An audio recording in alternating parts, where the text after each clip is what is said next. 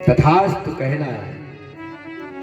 ऐसे देवता की पूजा हम सबको करना चाहिए, उसकी कृपा प्राप्त करनी चाहिए। सारे तमोगुणी जितने हुए वो सब भगवान शिव की पूजा करके मन चाहा वरदान प्राप्त किया। आइए शंकर भगवान इस सुंदर मठ में बाणासुर बड़ी तन्मयता के साथ में भगवान शिव को मना रहा है, नाचता है, गाता है, डमरू बजाता है और हर प्रकार की कला के द्वारा भगवान शिव को प्रसन्न करना चाहता है। और एक आधे नहीं, मैंने आपको बताया ना, एक दिन नहीं, 2 दिन नहीं, 3 दिन नहीं, बरसों इसी प्रकार का भाव बाणासुर बनाता रहा, है ना। किशोरितपुर का भूप था बाणासुर बलवान,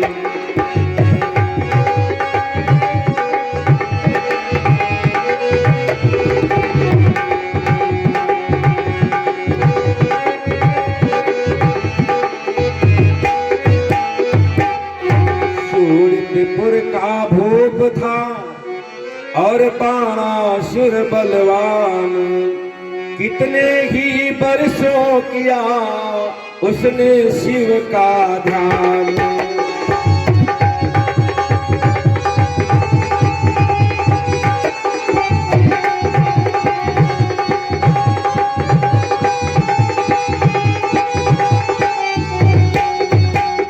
कितने वर्षों तक, 1 वर्ष नहीं, 2 वर्ष नहीं, 3 वर्ष नहीं, कई हजार वर्षों तक बाणासुर ने भगवान शिव की पूजा की। और कैसे की?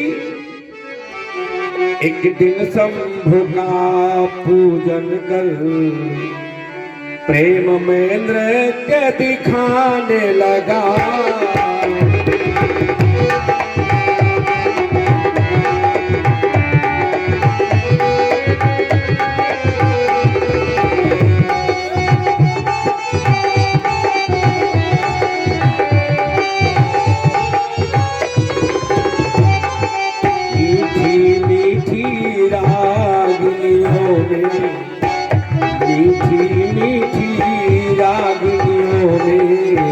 बाजू का राग मिलाने लगा।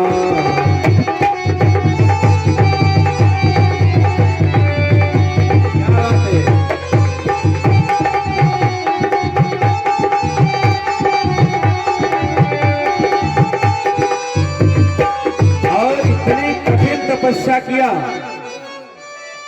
इतना सुंदर भगवान शिव के प्रति अभिनय दिखाया, तो क्या हुआ? ईश्वर असुर चराचर चौंक उठे, वह ऐसा कुछ आह्लाद हुआ। बाणासुर के कुछ पीछे से फिर वयम का एक नाद हुआ।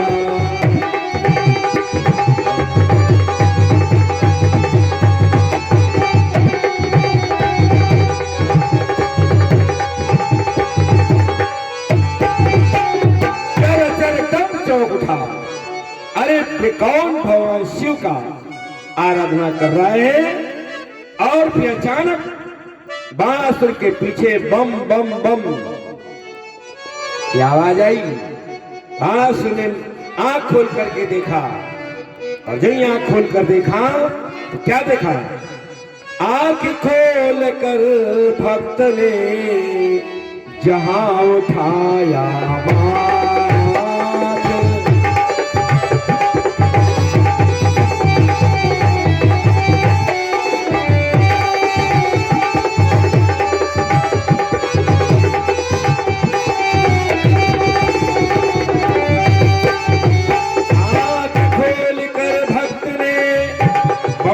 शब्द सुना, और जहां उठाया माथ और देखे अपने सामने भूतनाथ भोनाथ।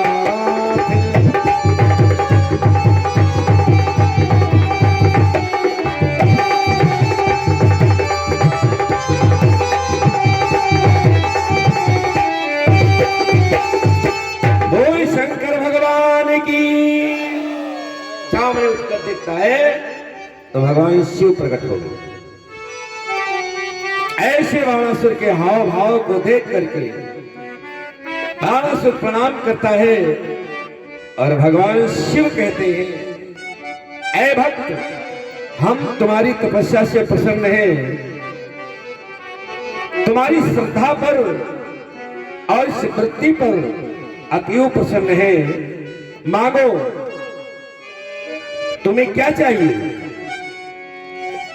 कि मेरी प्रसन्नता के बदले, मेरी प्रसन्नता के बदले तू भी प्रसन्न हो जाएगा।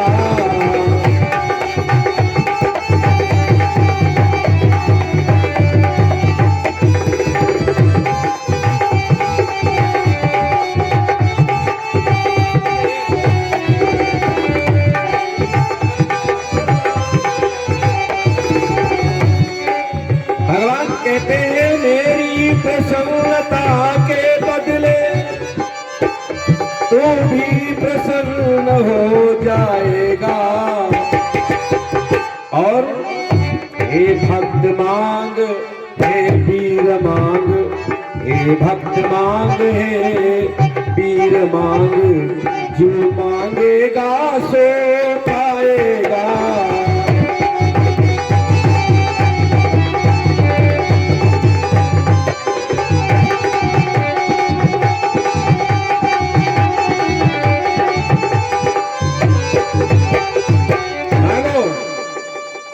तुम्हारी इस तपस्या पर और इस श्रद्धा पर प्रसन्न है भक्त, मांगो।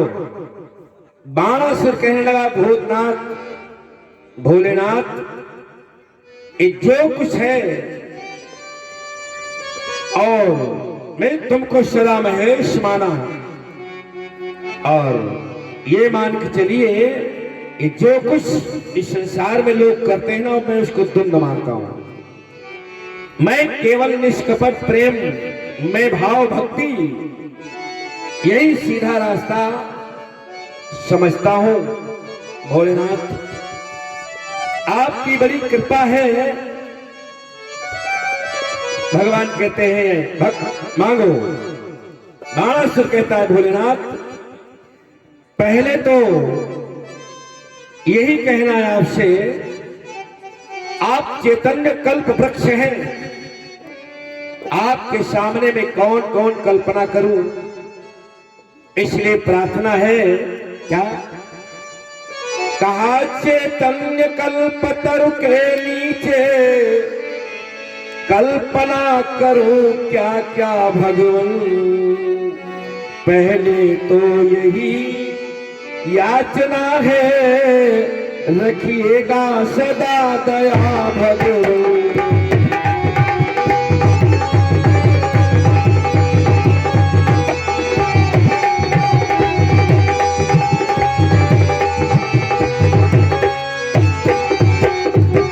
पहले तो याचना है भोलेनाथ, आप मुझ पर दया रखेंगे। देखे क्या मांग रहा है। पहले तो याचना कर दिया कि हम पर दया रखिए, और फिर कहता है, भोलेनाथ, मेरी नगरी, मेरी सेना, मेरे कुल के अधिनायक हो। आपत्ति समय में ध्यान धरो तो आकर वही सहायक हो।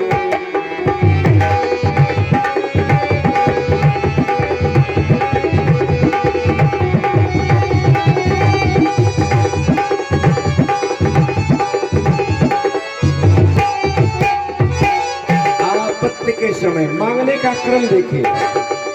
पहले तो दया रखिएगा, और मेरी नगरी और ये मेरी सेना के अधिनायक आप हैं। जहां मैं आपका ध्यान करूं प्रभु, आप वहीं पे प्रकट हो जाना। और भक्त क्या चाहते हो? और कहा भोलेनाथ कि मेरे बल को अक्षय कर दो। ये बल जो है अक्षय कर दो, कि मेरे बल को अक्षय कर दो, या मेरी देह अमर कर दो।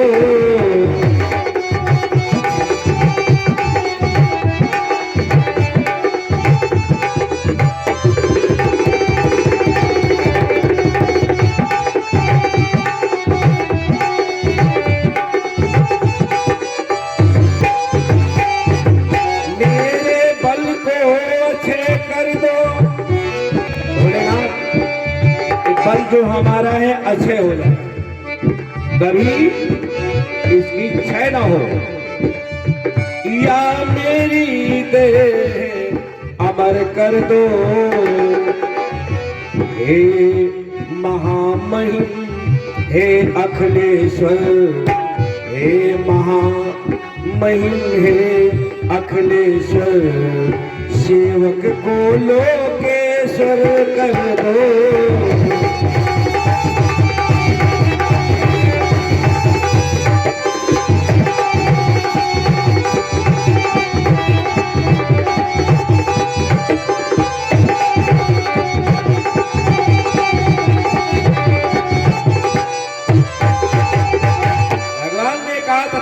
तो कहा ठहरो भोलेनाथ, अभी क्या हुआ? बस आखिरी वरदान।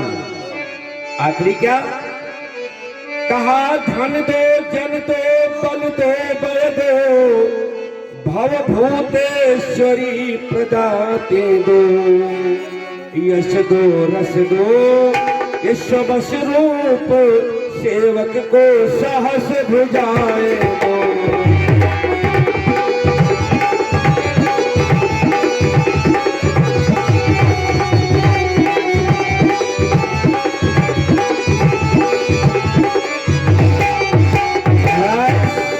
देने के बाद अंत में बाणासुर ने कहा, इस सेवक को सहस्र भुजाएं, 1000 भुजाएं दो। भगवान को कहना था तथास्तु, सब मिलेगा। बाणासुर समझ रहा भगवान भोलेनाथ ने सारी शर्तें मेरी मंजूर कर ली, और अब इस संसार में कोई मुझे मार नहीं सकता। इस संसार में अब कोई मुझसे जीत नहीं सकता। लेकिन भगवान शिव ने इतना बल दे दिया, इतना बल दे दिया कि उस बल का प्रयोग करे तो कहां करे। भगवान ने इतना बल दे दिया, अब उसका शरीर मारे बल के संसार में कोई उसके समान योद्धा नहीं मिल रहा जिससे वो बल का प्रयोग करे। वहां जब कोई न मिला तो जंगल में जाता, बड़े बड़े पहाड़, बड़े बड़े पेड़ों को उखाड़ करके मूली की तरह तोड़ के फेंकने लगा। अभी बल नहीं कम हुआ। पहाड़ पे जाता, पहाड़ों को उठा करके ऐसे पीसता है जैसे मानो चक्की में आटा डाला जाता है, लेकिन पहाड़ उसका बल कम न हुआ। हाथी और सिंहों को उठा उठा के गेंद की तरह खेल रहा है, लेकिन बल कम नहीं हुआ। जब कोई शेष नहीं बचा और उसका बल कम नहीं हुआ तो बहुत हैरान हो गया। शेष न जब कुछ रहा, लड़ने का सामान,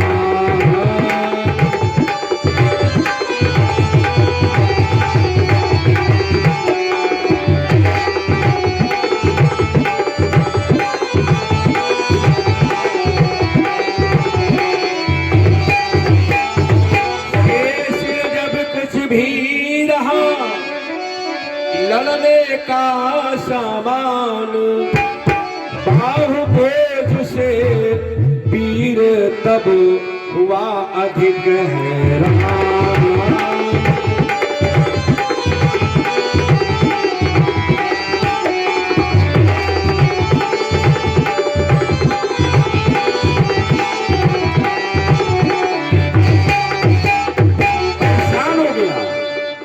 वरदान मांगने की फलस्वरूप बाणासुर परेशान हो गया। जिधर जाता सारे राजा महाराजा भागते उसके बाहुबल से।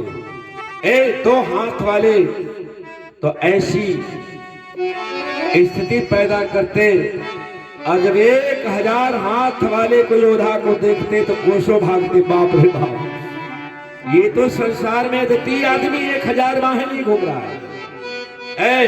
कहीं कुछ नहीं मिला, बड़ा परेशान है। भगवान शिव का ध्यान करता है। भगवान शिव प्रकट हुए। कहो भक्त, क्यों याद किया? भगवान शिव की ओर देखा। ऐ भोलेनाथ, शंकर जी से जाकर बोला, प्रभु कोई योद्धा बतलाओ, और मेरी इन साहस भुजाओं की भगवान खुजलाहट निकलाओ।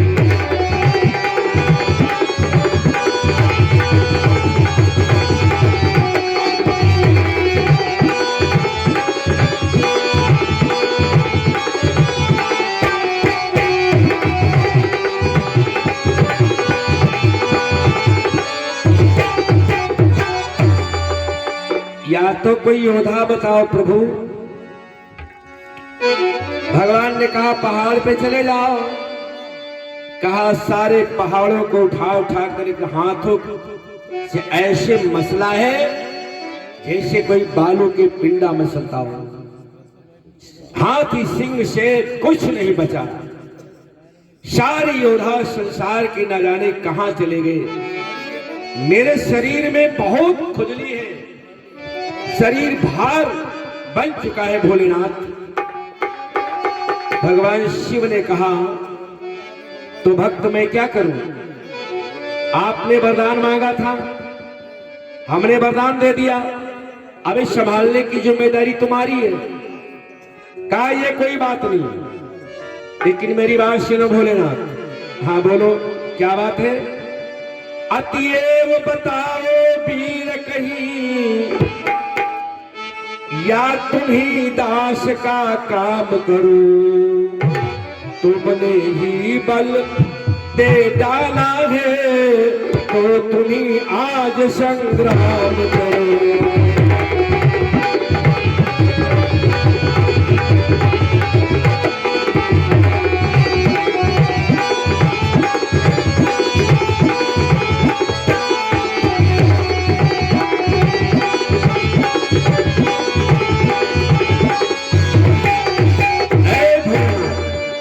को वीर बताओ, और खींच ली तलवार और कहा फिर हमारी 2-4 हाथ हो जाए। भगवान शिव हंसने लगे, मूर्ख तुम मुझसे तो करेगा? महाराज जब आपने ये सब दिया है, इस संसार में कोई नहीं मिल रहा तो आपको ही तो करना ही पड़ेगा। भगवान शिव ने कहा सावधान, बोले मूर्ख अभिमान न कर, सीमा से बढ़कर बात न कर, जिसकी शक्ति से बढ़ा पापी उसके ऊपर आघात न कर।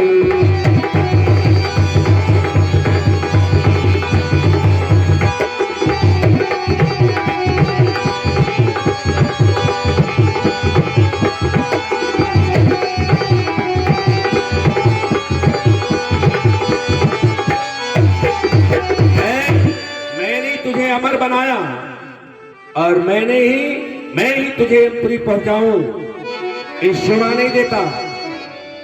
ऐ भोलेनाथ कुछ तो उपाय बताओ। भगवान शिव ने कहा, ऐ भक्त ये ध्वजा ले जाओ और इससे क्या होगा? कहा कुछ रोजों का धीरज धर, यह ध्वजा द्वार पर लटका कर।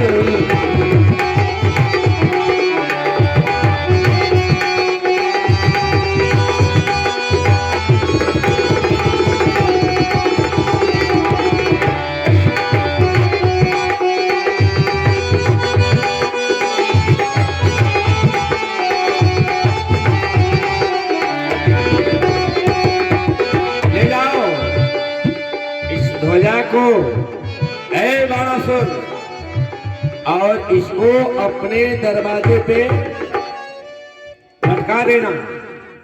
भोलेनाथ इससे क्या होगा? और कहा कि तेरे जो शरीर में खुजली है और बल बढ़ता चला जा रहा है, तो याद रखना और इसी को रोज देखना।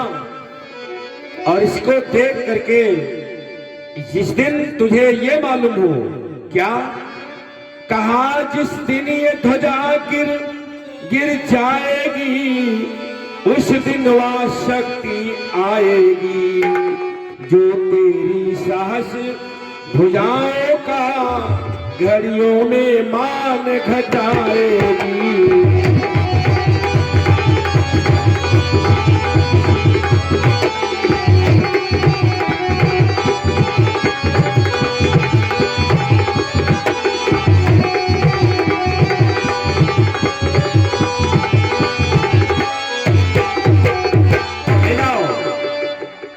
और जिस दिन ये ध्वजा गिर जाए, उस दिन समझ जाना कि तेरे शरीर की खुजली अपने आप मिट जाएगी। भगवान शिव मंत्र ध्यान हो गए और ध्वजा लेकर के बड़ी खुशी के साथ आ रहा है। महल में आया और भगवान की कृपा से उसकी खुजली मिटाने का प्रबंध करने लगे। इसकी खुजली कैसे मिटेगी? भगवान शिव ने प्रबंध करना शुरू कर दिया और बाणासुर के घर में सुंदर एक शक्ति का जन्म हो गया, यानी एक सुंदर कन्या प्रकट हो गई। और कन्या प्रकट हो गई और ऐसी कन्या प्रकट हुई कि उसकी चंद्रवती की चंद्र घटा चंद्र को चकित कर जाती थी।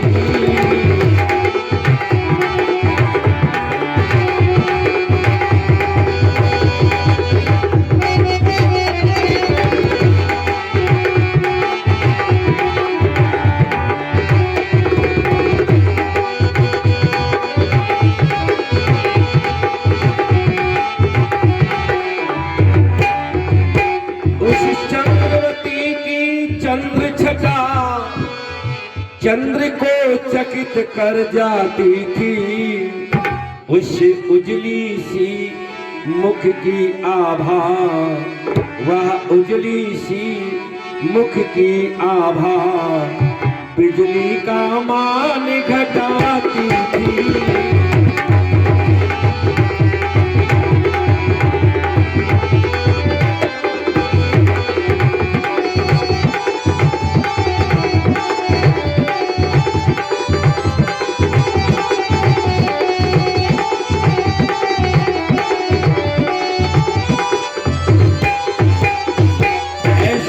पुत्री का जन्म हुआ। उषा काल में जन्म होने के कारण उस पुत्री का नाम उषा रखा। उषा के शरीर पर वो तेज है कि चंद्रमा का तेज भी फीका मालूम होता है। ये भगवान शिव की वरदानी पुत्री है। ऐसी पुत्री को देख करके बाणासुर अति प्रसन्न होता है और फिर सोच रहा, पुत्री जब सयानी होती है थोड़ा, तो इसकी शिक्षा के लिए कहां ले जाएं, क्या करें। तो भगवान शिव ने विचार किया। बाणासुर मन में सोचता है कि भगवान शिव के पास हम अपनी पुत्री को छोड़ देते हैं, इसलिए इसके संगीत कला की विद्या और भी विद्याएं मेरी पुत्री को सिखाई जाए। उषा को लेकर के बाणासुर भगवान शिव के पास गया और कहा, गुरुदेव आपकी कृपा से पुत्री ने जन्म लिया है और मैंने सोचा इसकी शिक्षा और दीक्षा आपके द्वारा हो तो अति उत्तम होगा। भगवान शिव ने कहा, ठीक है भक्त, इस उषा को ही छोड़ दो और मैं इसे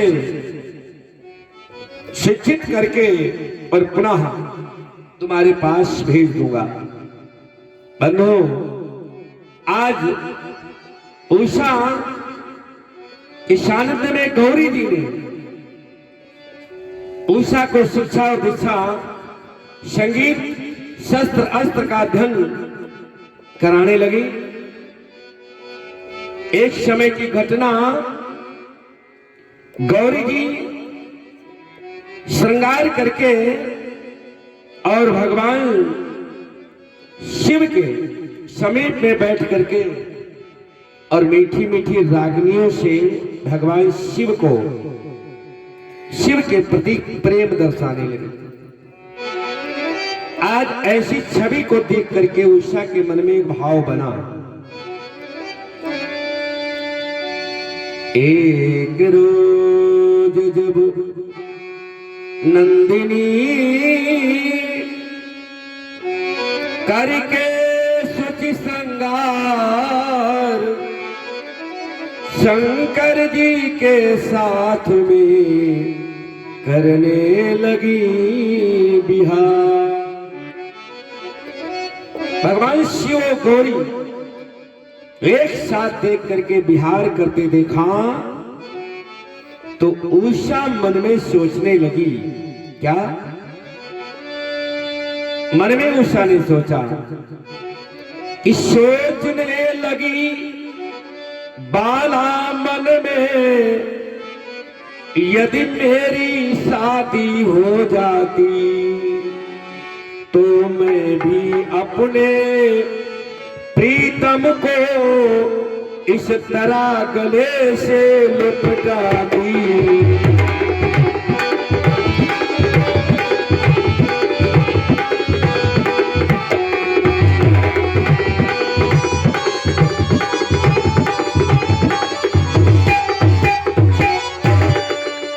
उषा केंद्र भाव बनाकर मेरा भी विवाह हो जाता तो आज जैसे भगवान शिव भगवती विहार कर रहे हैं, मैं भी अपने पति के साथ ऐसे ही करती। ये झनकार भगवान शिव के हृदय में प्रवेश कर गई। शिव ने मुड़ करके देखा उषा को तो उषा को वरदान दे दिया, चिंता मत करो बाला, आज जिस भाव उमड़ा हुआ है तुम्हारे अंदर, इसी भाव ये फलस्वरूप मैं तुम्हें वरदान देता हूं। क्या? ईश्वर सर्वज्ञ भेद वहा समझ गए, बोले वहां पुरुष राख होगी।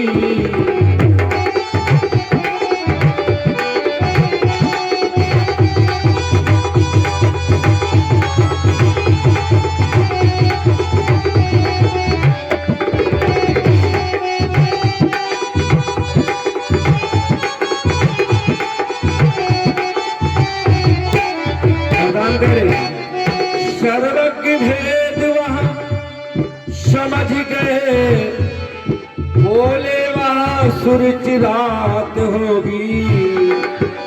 और जिसमें उषा तेरे पति से, जिसमें उषा तेरे पति से सपने में मुलाकात होगी।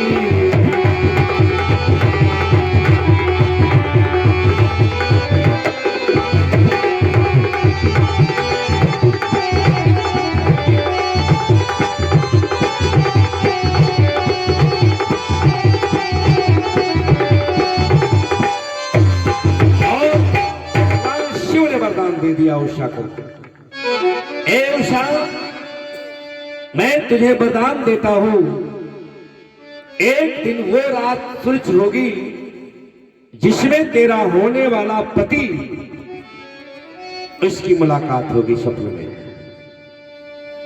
और ऐसा वरदान दिया और तेरा जीवन सुख पूर्वक बीतेगा, ये मेरा आशीर्वाद है।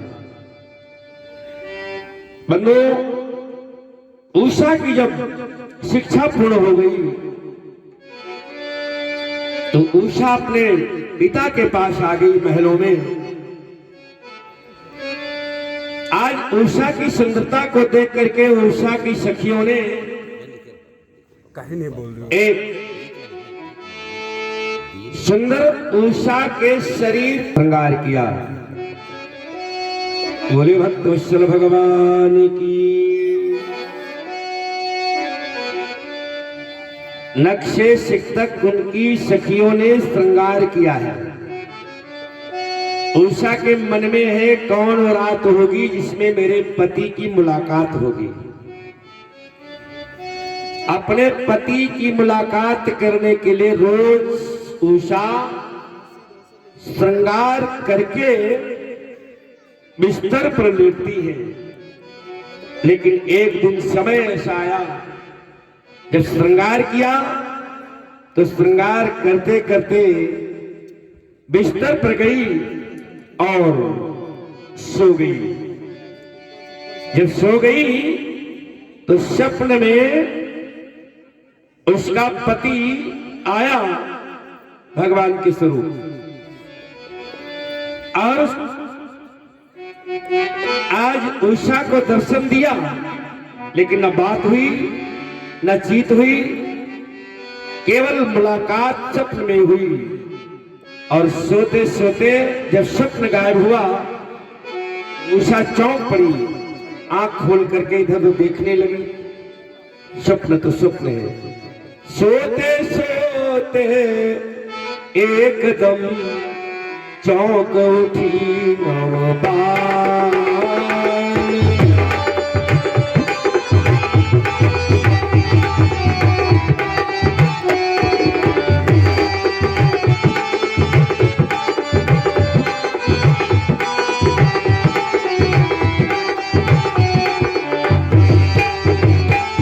सोते सोते एकदम बैठ गए, उठ के चौंक उठी वह बाल। बदल गई पहली खुशी, रहा न पहला।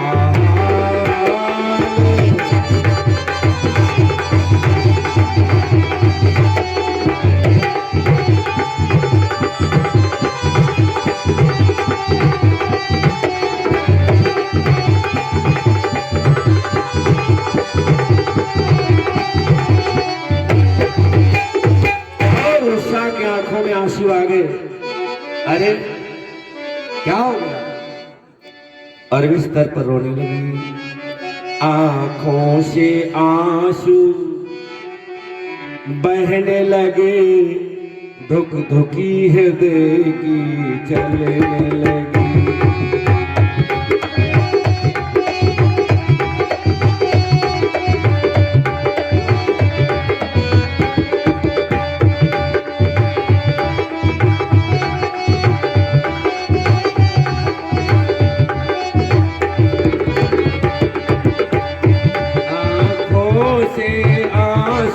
बहने लगे, धुक धुक हृदय की चलने लगी।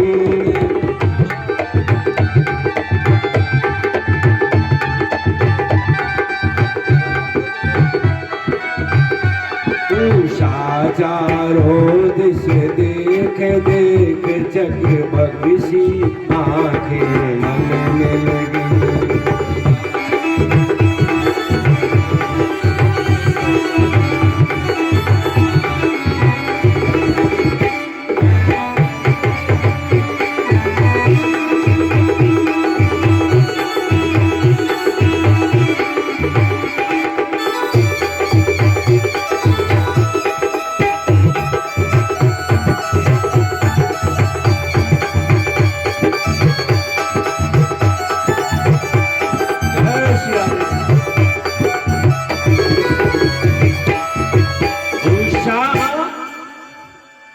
कि नेत्रों में आंसू है और हृदय की धुकधुकी चलने लगी।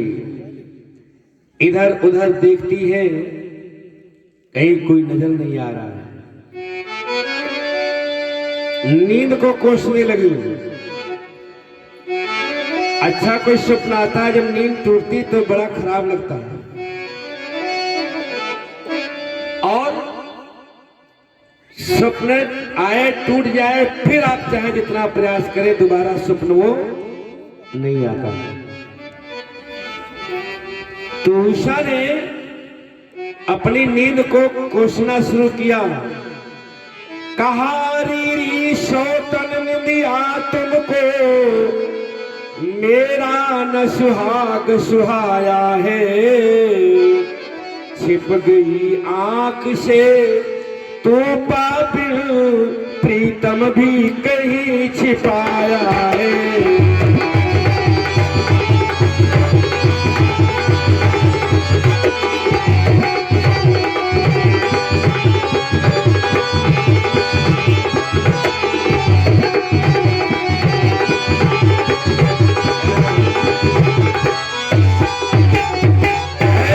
अपनी निद्रा को कोसत रही, अरे सौतन बन के आ गई तो उन्हें सब बेकार कर दिया। और इस प्रकार अपनी नींद को कोसती है, लेकिन स्वप्न स्वप्न होता है बंधुओं। आज उषा फिर लेट गई और लाख कोशिश की सोने की और नींद आ जाए, लेकिन नहीं। रो करके गाने लगी। राग रागिनी में तो प्रवीण है, भगवान शिव की शिष्या बनी ना। निंदिया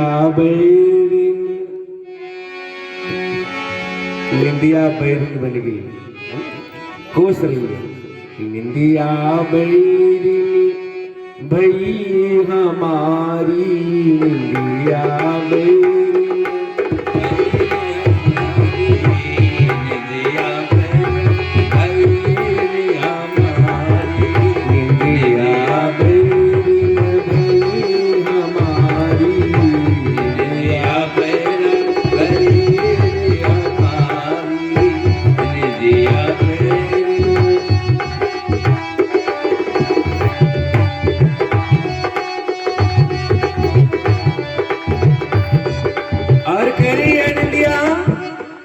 दिनन की प्यासी आशा, किते दिनन की प्यासी आशा, किते दिनन की प्यासी आशा, किते दिनन की प्यासी आशा।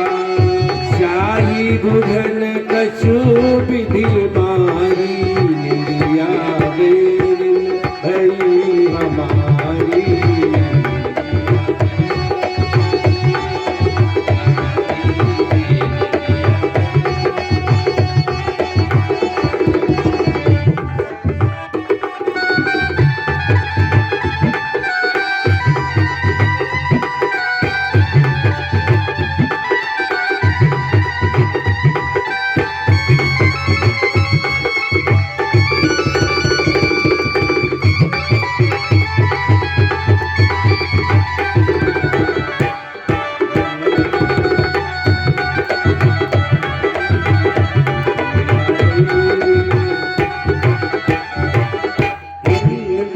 सोचती है।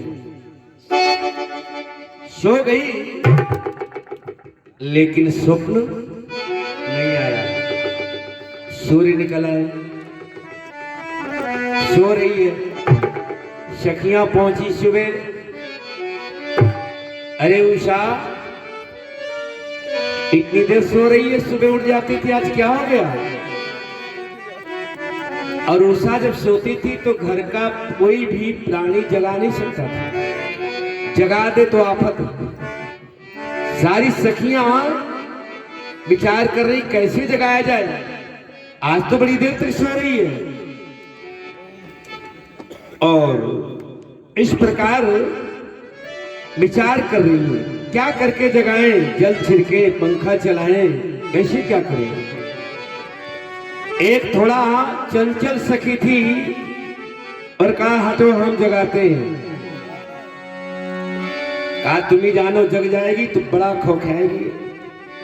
कहा जगने तो इतना कैसे हो जाता है। उस सखी ने उषा का जो ही हाथ पकड़ के हल्का हिलाया तो उषा को लगा कि हमारे पति आ गए। उसे क्या मालूम कितना दिन चला हुआ है। स्पर्श सखी का होते ही मानो दिल का गम निकल गया।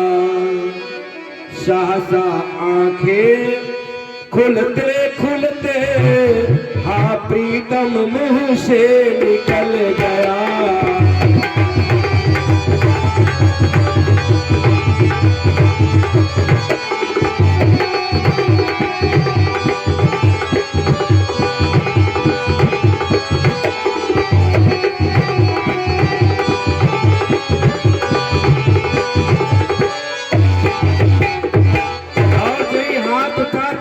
प्रीतम करके उषा उठी और चित्ररेखा के मिलने चली। सखी है ना, चित्ररेखा का अरे क्या कर रही है, पागल हो गई है। चित्ररेखा ने कहा प्रीतम, अच्छा इतने महलों के अंदर रहने के बाद, सुरक्षा रहने के बाद ये दशा तुम्हारी है। कौन है, कौन है? चित्ररेखा कहने लगी सच बता कि किसका कांटा चुभ गया, कर लो तनिक बयान।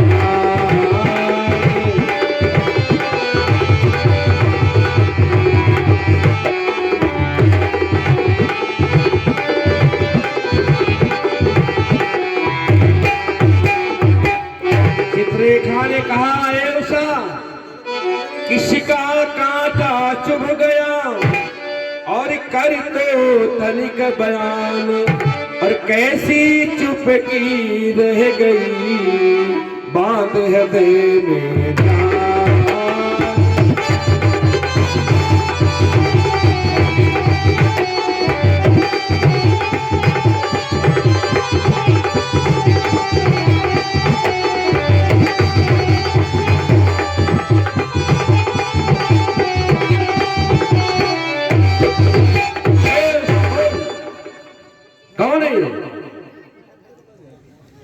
और जब कहा अगर नहीं बताएगी ना तो मैं अभी जाके ढिंढोरा तेरे महल में पीट दूंगी, मुझसे बात मत छिपा बोल।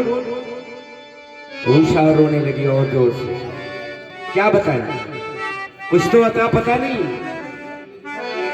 चित्ररेखा ने कहा उषा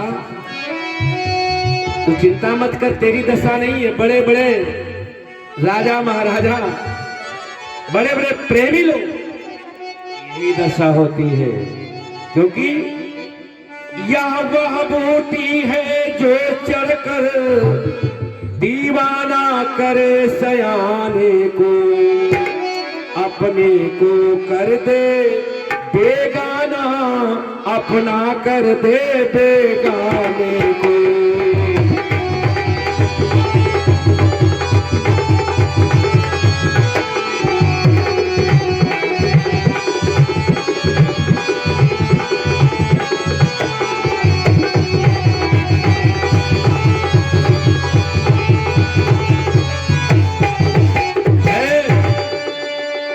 शर्माओ नहीं, बताओ। एक सखी ने कहा उषा, अभी तुझे पता नहीं ना, ये प्रेम का पन रास्ता बड़ा दुर्लभ है, इसमें राजा और फकीर एक जैसे होते हैं, कोई भेद नहीं। लेकिन बता तो, आखिर ये जो तेरी हालत है किसने बनाई, कौन है? एक ने कहा चिंता मत कर, ये प्रेमी लोग इस प्राण पे जिया करते हैं, प्रेमी लोग।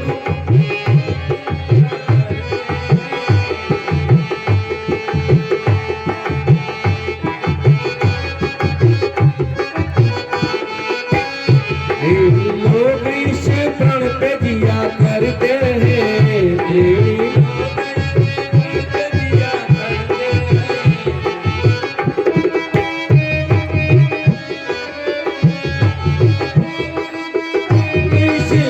पे जिया करते हैं, प्रेम के नाम पे जो प्राण दिया करते हैं।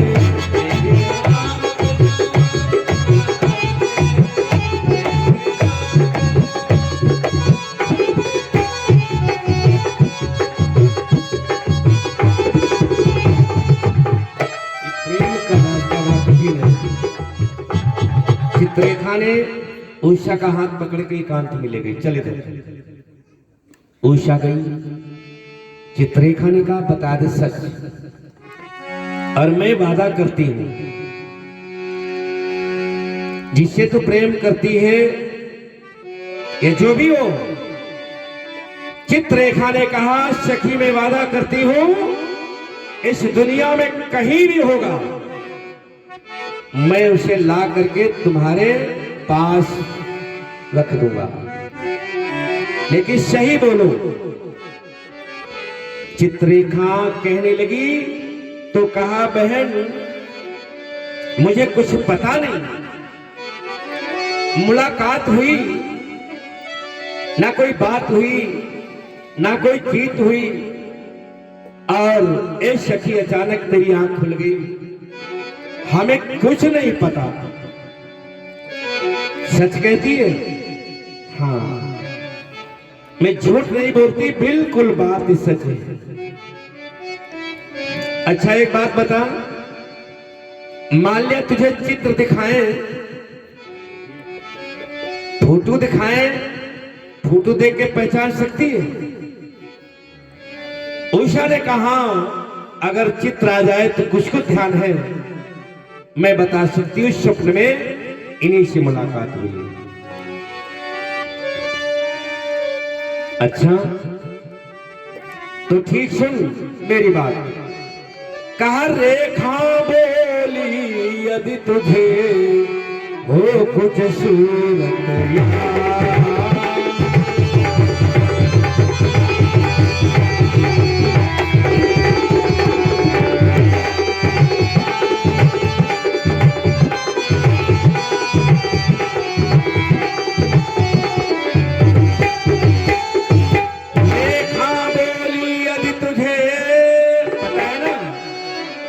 कि हो कुछ सूरत याद तो कर सकती है बहन मैं तेरी मदद।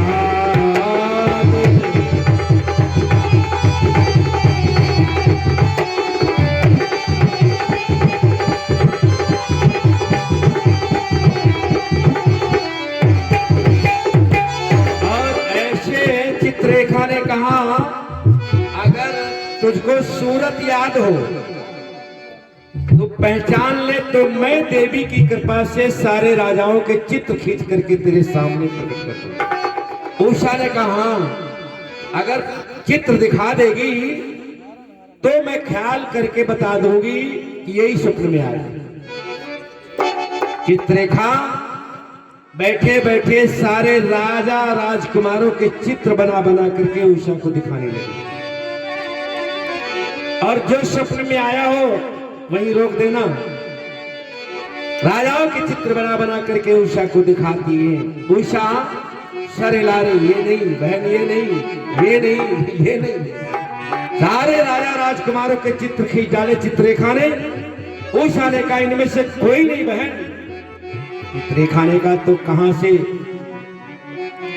तो कौन आया, तो समझ में नहीं आता कि तेरा सपना व्यर्थ है। नहीं नहीं बहन, व्यर्थ नहीं है, ध्यान से रखो, कोई राजा बचा तो नहीं। चित्ररेखा ने कहा राजा तो नहीं, लेकिन द्वारिकाधीश भगवान कृष्ण बचे। और भगवान कृष्ण का बैठे बैठे जो ही चित्र खींचा, और जो ही चित्र खींचा, अंत में चित्ररेखा ने जब श्री कृष्ण चंद्र को दिखलाया, तो उषा ने लज्जित हो नीचे को घूंघट सरकाया।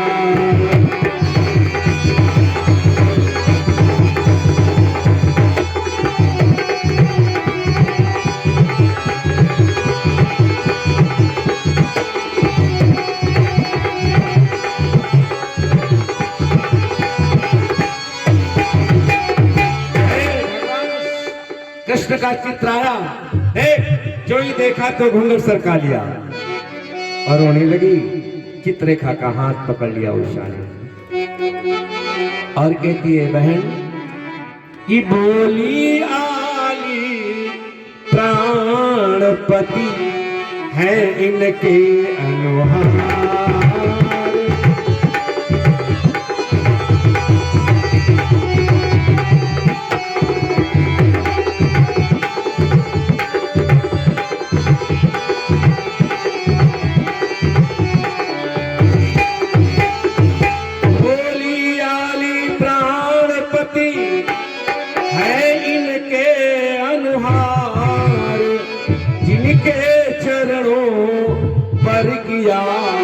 मैंने मन बलिहार।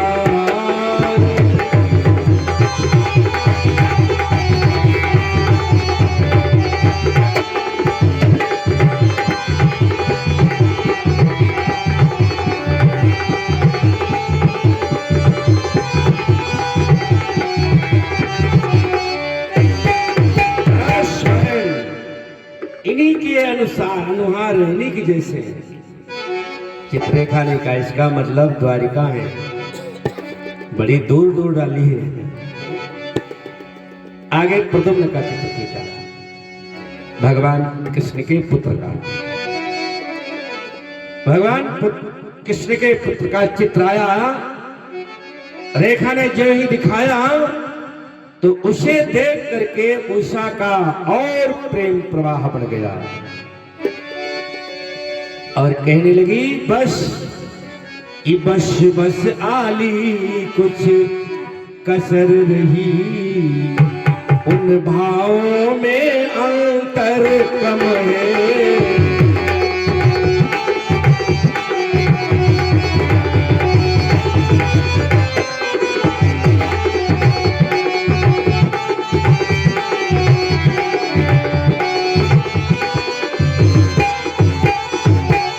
बस बस आली कुछ कसर रही,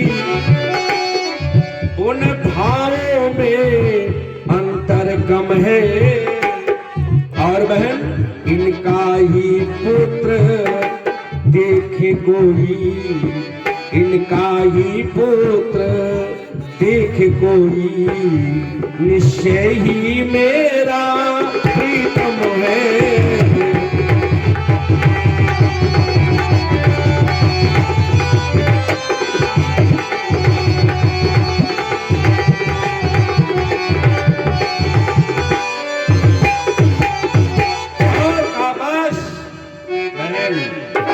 इन्हीं का कोई पुत्र मेरा प्रीतम है। बिल्कुल ठिकाने पहुंच रही हो। चित्ररेखा ने कहा अब क्या करे, तो प्रद्युम्न के पुत्र का चित्र खींचा, अनिरुद्ध का, भगवान श्री कृष्ण के पोता का। और जो ही चित्र खींचा और सामने आया तो अनुरोध की फिर खींची तस्वीर।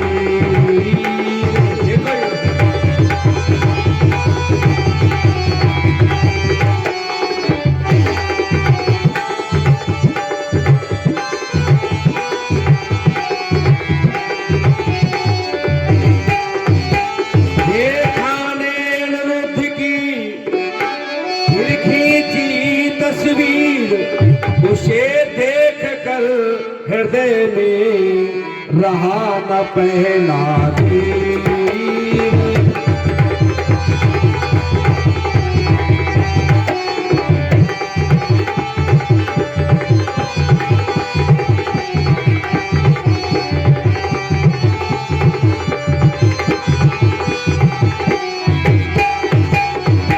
और जो ही अंत के चित्र को खींचा और उषा से कहा ये देख।